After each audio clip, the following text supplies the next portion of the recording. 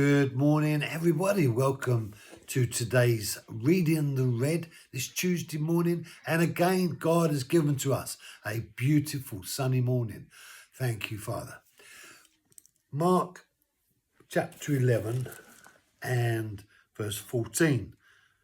And he said to it, and then in red, may no one ever eat fruit from you again. And then in black, and his disciples were listening. Jesus was hungry, and from a distance he sees a fig tree, and he says to himself, perhaps there might be figs on there for him to eat. But when he comes to the tree, he finds no figs.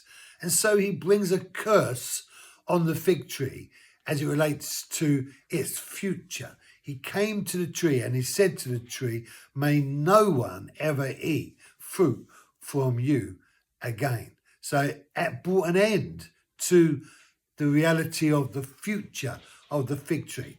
Now, this is a real story. It took place. It even says here in Mark that the disciples were listening to what Jesus was saying, and they heard him say what he said.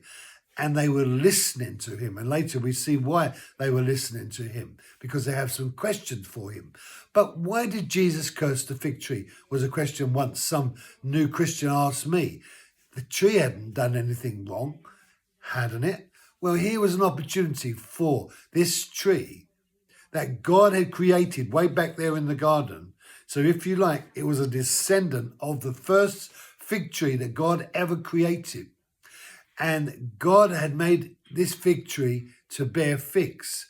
And when the opportunity for this fig tree to serve God came along, it failed. It did not provide for it the figs that it's supposed to have on it.